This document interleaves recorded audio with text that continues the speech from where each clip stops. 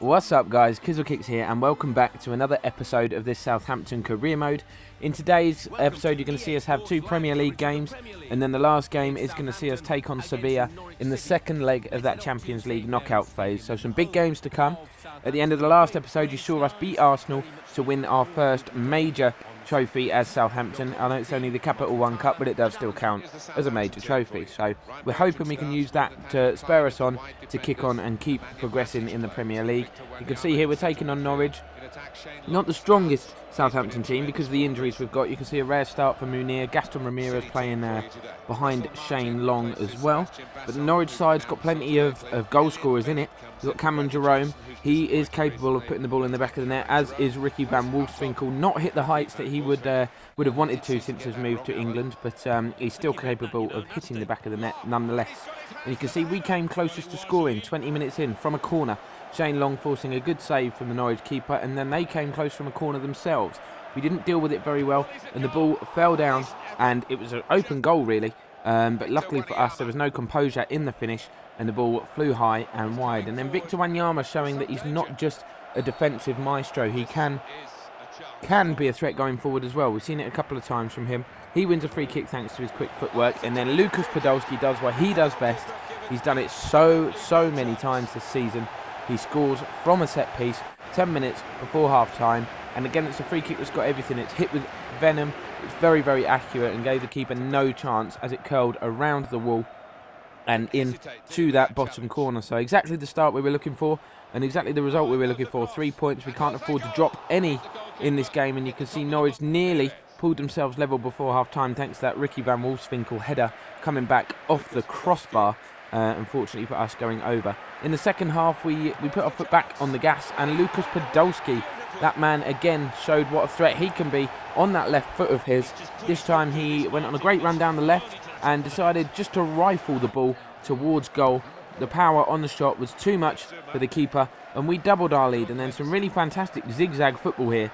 5 or 6 really quick passes. Saw Gaston Ramirez bear down on goal. He got the effort away but was brought down, and the referee come marching over, pointed straight to the penalty spot. And speaking of marching orders there, Elliot Bennett is going to receive a straight red card for that, being the last man and denying the goal scoring opportunity.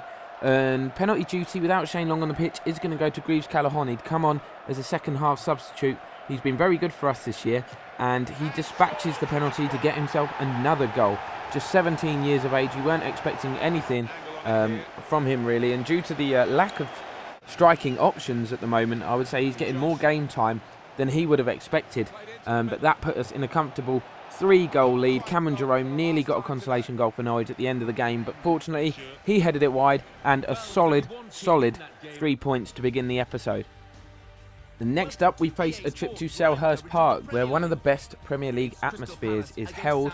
Does that even make sense? Is held? Anyway, Selhurst Park has one of the best Premier League atmospheres. I love playing there on FIFA. The fans are loud, singing that CPFC song. And credit to Palace, because their fans really do stick by them, and they are very loud indeed. You can see the main threat for them obviously is going to be Yannick Bolasie.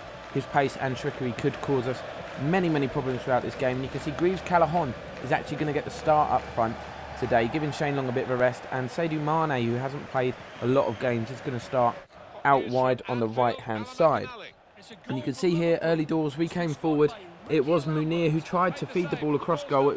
Speroni got a foot to it, it ricocheted off the defender, and luckily Palace were able to clear the ball. And then Nemanja Matic feeds Callaghan here, some good footwork from him. He played the ball to Nathaniel Klein, who finished like a defender really. It did take a deflection on its way through. It looked like it was just a really poor effort into the side netting, but that wasn't the case. Not a lot of chances in that first half. Those 3 were the only ones, and you can see we didn't find a way through. But early in the second half, Jordan Henderson cut down the edge of the area, cut inside onto his right foot, and then did that. What an unbelievable goal. It looked just like your standard finessed finish. Speroni completely beaten, but as we take a look at the replay, the goal gets more and more impressive. The accuracy of the shot is beyond belief, right into that top corner. We're actually going to see a replay of it here. He just opens up his body, curls it, and you can see why Speroni didn't even bother moving. That is a sublime finish, a contender for goal of the season for sure. But Palace were spurred on by that. They actually come into life a little bit. And some poor defending here, sees them get the opportunity. Dwight Gale it is, firing the ball wide. And it was almost an immediate response. You can see only 57 minutes on the clock and they had another opportunity. But again, fortunately for us, Shamak could not hit the target with the volley.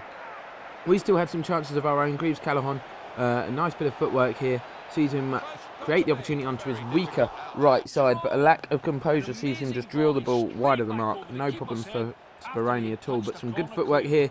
This time does force the keeper into a save. He tried to finesse it and pass it into that bottom corner. But Speroni was equal to the shot. And some really nice build-up play here. Saw us feed Munir. His effort was denied thanks to some determined work at the back from Palace. But Balassi here chips the ball forward. And our defence kind of switches off. And Patrick McCarthy flicks the ball on. I'm not quite sure what Fraser Forster was doing. He was caught in no man's land, and as if by magic, Palace are back level. They hadn't had any opportunities, but they've got themselves a late equaliser. But later in the game, Shane Long, on as a substitute, had the chance to win it deep in stoppage time, but he could not force the ball past Speroni. And unfortunately, like we have done over the last previous weeks, we drop Premier League points. It's really, really frustrating to do, especially when you have the lead for so long. Going into the latter stages of the game, we really need to sort out that defence of ours because we are just not resilient enough, and that could cost us the title. But time to switch ourselves into European mode now. A vital game. We have it all to do against Sevilla. You can see Munir starting on the right hand side. Henderson is going to play behind Long. Matic, Wanyama, Kleinfonte, Zuma and Bertrand are going to make up the defence there. Strongest squad we feel that we could put out at the minute. Henderson getting the start after his superb goal at Palace. But we have it all to do. Like I said, Sevilla got the 1-0 win in the first leg and denied us the opportunity of a crucial away goal. They really do count for a lot in Europe, so it's going to be very, very difficult for us. We know the priority is to not let them grab a goal in this game, otherwise we would need 3. But you can see here we had a very positive start, a couple of chances early on. Munir now running at his man, gets past him with ease. He cuts the ball back to Henderson, who just checked his run, and what a superb finish. It's nice to see Jordan Henderson finally chipping in with some goals. He's been a little bit average, is probably the best word I could use to describe him this season. Hasn't quite had the impact we were expecting since his arrival. He's been very hit and miss, but that is a crucial goal and brings us level on aggregate. The tie is completely level, so if it stayed like this, we would have extra time and penalties, which we would all dread. But you can see here, we continue to push forward. Nemanja Matic on the edge of the box, he's dispossessed, and you can see he stays down from that tackle. So just in case our injuries weren't bad enough, our key holding midfielder Nemanja Matic is now going to be out, and he had to be replaced. Fraser Forster was called into action early in the second half to keep that header out and keep the score at 1-0. But with second half, we managed to gain control after a shaky first 15 minutes. Shane Long was played down the channel. He cut inside onto his right foot and fired us into a 2-goal lead. So we have the lead on aggregate as well, a 2-1 lead. But that goal doesn't really change anything. A goal from the visitors would still see them in the lead overall on away goals. But Shane Long wrestled his way through again here. Could he make it 3 and put the tie beyond doubt? No, he couldn't. He tried to just dink it over the keeper as he came out, but was unable to do so. It was a good save, but from the resulting corner, Sevilla don't really defend it well. We get a bit of good fortune here as the ball is fired back in. It falls to Gaston Ramirez, and he puts the tie beyond doubt. 9 minutes to go. Southampton 3, Sevilla 0. Of course, 3-1 on aggregate, so Sevilla would need 2. So no guessing what we're going to do here. It was Gaston Ramirez, the substitute, who finished that like a pro, really. Just turned, kept his composure and arrowed it into the bottom corner. No question about what we're going to do. We're parking the bus. Sevilla did pile men forward, but Fraser Forster here pulls off a fantastic save, as you can see. And the full-time whistle went. Very, very grateful. We are so pleased to be through to the Champions League quarter-final. Of course, it is only our second season, so this is our first venture into Europe. But so far, so good. But you can see here, bad news on the injury front. It's a sprained ankle for Matic. So he's going to be out for 4 weeks, and we can confirm here the teams that are going to be in the latter stage of that Champions League with us. And we have been drawn against the giants that are Bayern Munich. So we're going to need a miracle, basically, if we're going to get to the semi-final. But we're going to not worry about that. We're going to look at the positive side of things. We are back up to second in the Premier League. 1 point now behind Chelsea. They do have a game in hand, but I think we've still got Chelsea to play.